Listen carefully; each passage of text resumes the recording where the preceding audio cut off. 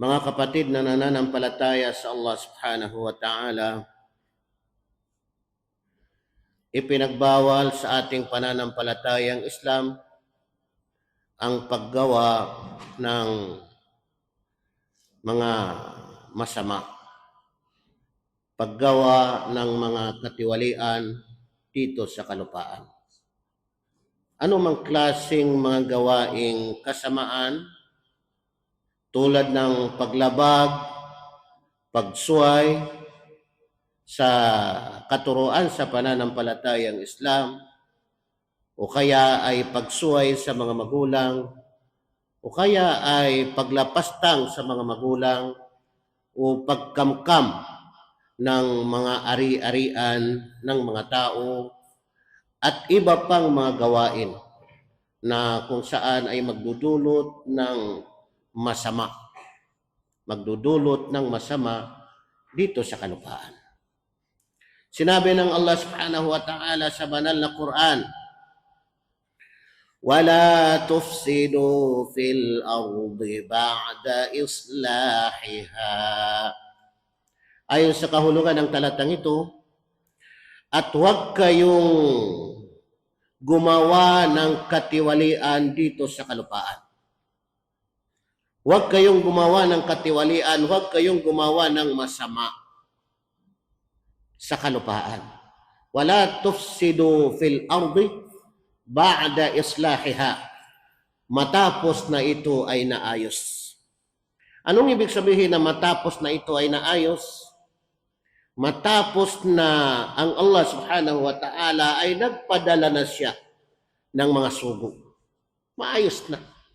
Kasi nagpadala na ang Allah ng mga sugo para ituwid ang mga tao sa kanilang mga pagkakamali. Nakilala na, natuklasan na ng mga tao ang tunay na pananampalataya. Natuklasan na ng mga tao ang ta'at, ang mga gawaing pagsunod, mga kabutihan para sa Allah subhanahu wa ta'ala. Dahil dito ay maayos na. Maayos ng bawat isa, maayos ng komunidad, nandyan ang batas ng Islam, batas ng banal na Quran, paliwanag ni Propeta Muhammad sallallahu alaihi wasallam, kaya nagbawal ang Allah subhanahu wa ta'ala, wala tufsidu fil ardi ba'da islahiha. Huwag kayong gumawa ng katiwalian, kabuktutan, kasamaan sa kalupaan matapos na ito ay naayos. Tingnan ninyo mga kapatid na nananampalataya sa Allah, kung alam natin ay ang mga taong mga munafik, mga taong mga mapagkunyari, ayan ang ginagawa nila. Alam nila ikaw ay nasa tama, ang kanilang kapwa ay nasa tama, pero patuloy pa rin nila nililinlang para malihis mula sa kabutihan tungo sa kasamaan.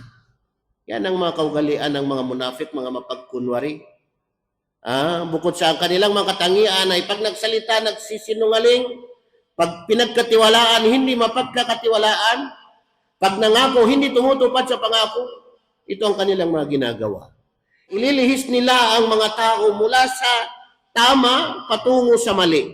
Mula sa katotohanan patungo sa hindi katotohanan. Lalong-lalo na ililihis nila yung mga tao sa tamang pananampalataya. Para maligaw na kung ikaw ay nasa tamang pananampalataya ay hahanapang kanila ng mga pamamaraan para ikaw ay makalimot at mapunta doon sa maling pananampalataya. O kaya ay maraming mga abilidad para matigil ka sa pagsala, matigil ka sa pag-aaral, matigil ka sa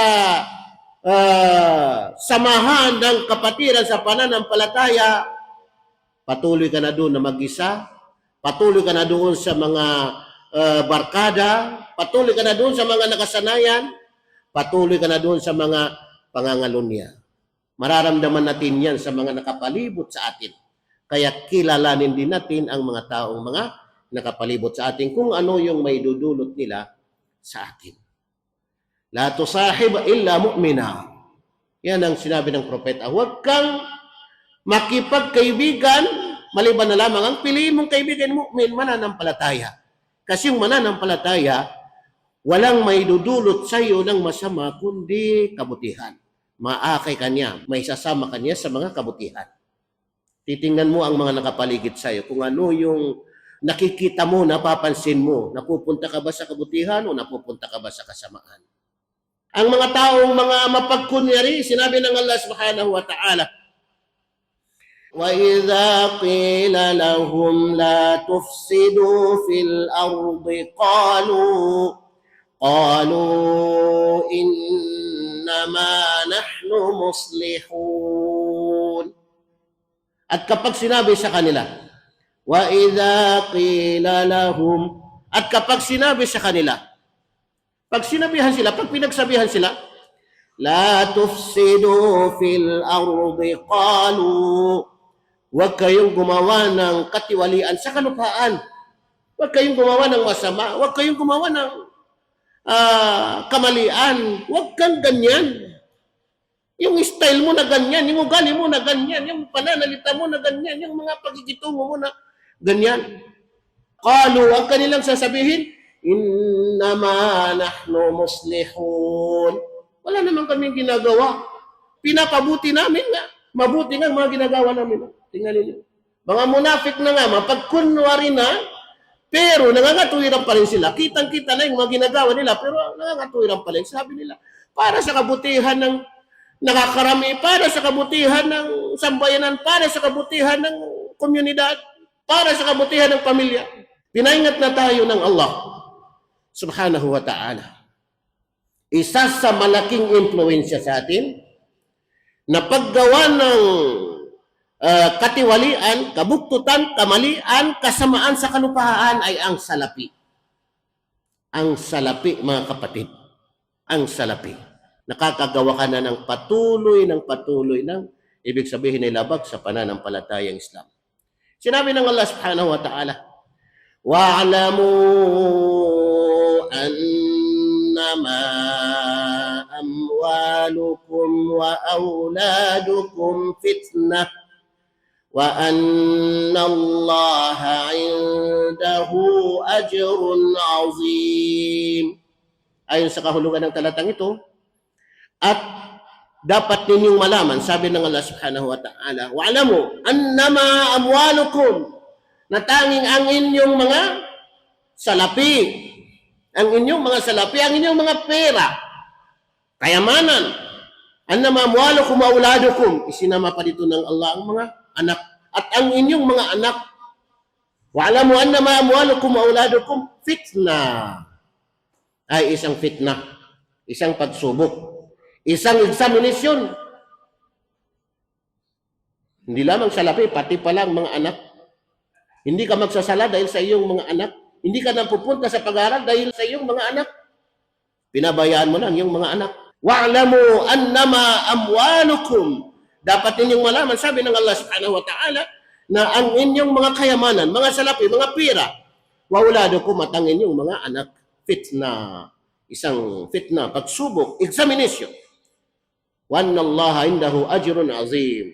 Subalit ang Allah subhanahu wa ta'ala ay nasa kanya, indahu, nasa kanya, doon sa kanya, ajrun 'azim, ang malaking gantimpala. Ano itong malaking gantimpala? Kasi tayo ay pinapipili. Pinapipili tayo sa masama o sa mabuti. Amwal, kayamanan, gagamitin mo yung kayamanan sa kung ano-ano. O kaya may kayamanan ka, gagamitin mo ito sa mabuti. Sadaka, kawang-gawa, pagpapakain, ano man. Kaya, pag ang pinili mo yung takwa, ang pinili mo yung pagkatakot sa Allah, yung para sa Allah, alang-alang sa Allah subhanahu wa ta'ala, sa anumang pagkakataon, wa anna Allah indahu ajrun azim. Katotohanan, doon sa Allah, ay mayroong napakalaking gantimpala. Napakalaking gantimpala na ibibigay ng Allah. Matalino ba yung tao nang pipiliin niya yung masama? Matalino ba yung tao ang pipiliin niya yung kapahamakan? Kung matalino, ang dapat ang pipiliin niya yung nasa kabutihan. Pangangalo niya, pagpapakasal, pag-asawa. Matalino ba yung tao pipiliin niya yung pangangalo niya kaysa sa pagpapakasal? Ha? Pagnanakaw, paghahanap buhay. Matalino ba yung tao pipiliin niya pagnanakaw? Piliin mo yung tama. Ajrun azim, napakalaking gantimpala na ipagkakalob ng Allah subhanahu wa ta'ala. Alam natin mga kapatid na nananampalataya sa Allah, sa bawat mga pamayanan. Pamayanan ng mga naunang mga propeta, ang dami, mga sugo ng Allah, sa bawat kanilang panahon ay nasasakop nila ang kanilang mga tao bilang kanilang pamayanan hanggat hindi pa dumating ang bagong sugo ng Allah subhanahu wa ta'ala. Pamayanan ng mga naunang mga sugo ng Allah at pamayanan ng pinakahuling propeta na si Propeta Muhammad sallallahu alaihi wasallam. May kanya-kanyang mga fitna, mga pagsubok, mga examination o ano man na ibinigay sa kanila ng Allah para makita yung kanilang tatag na pananampalataya. Sa mga naunang pamayanan, ang ibinigay sa kanila babae. Kapag mayroong kilala na matatag, malakas yung pananampalataya niya, tulad ng mga kasaysayan, si Jurayj at iba pang mga kasaysayan, ang gagamitin nila ay babae. Babae. Para matukso. Sa mga naunang mga pamayanan, ang mga dumating din sa kanila ay yung kaharian. Yung kaharian. Yung posisyon. Pero sa pamayanan ni Propeta Muhammad sallallahu alaihi wasallam, lahat ay dumarating, pero ang pinakamatindi dito ay ang salapi. Na sinabi ni Propeta Muhammad sallallahu alaihi wasallam, "Inna li kulli ummatin fitna, wa fitnatu ummati al-mal." Katotohanan sa bawat pamayanan, sabi ng propeta, mayroon kanya-kanyang fitna sa mga tao. Wa fitnatu ummati, pero ang fitna ng aking umma, ng aking pamayanan, al-mal, ang kayamanan. Al-mal, ang kayamanan. Yung tao, naghahangad ng posisyon dahil sa kanyang kayamanan. Naghahangad ng kung ano-anong mga bagay dahil sa kanyang kayamanan. Pati sa halimbawa, babae, dahil sa kayamanan. Kaya matindi ang fitna para sa pamayanan ni Propeta Muhammad. Ibig sabihin, ang fitna sa atin ngayon, na matinding fitna, matinding pagsubok, matinding examination, naway iligtas tayo ng Allah subhanahu wa ta'ala, ang kayamanan, ang pera, ang salapi. Ang salapi. Pwede ka magnakaw, pwede ka pumatay ng tao, pwede ka magsinungaling, pwede ka manlinlang ng tao, pwede mong gamitin yung kapwa, kahit na matalik mong kaibigan, pati pamilya mo. Dahil sa, ibig sabihin, kayamanan, pera. Mga kapatid na nananampalataya sa Allah subhanahu wa ta'ala. Kaya ibig sabihin, isipin natin ang panganib ng paggawa ng katiwalian o kaya ay paggawa ng masama dito sa kalupaan. Aqulu qawli hadha wa astaghfirullah li wa lakum.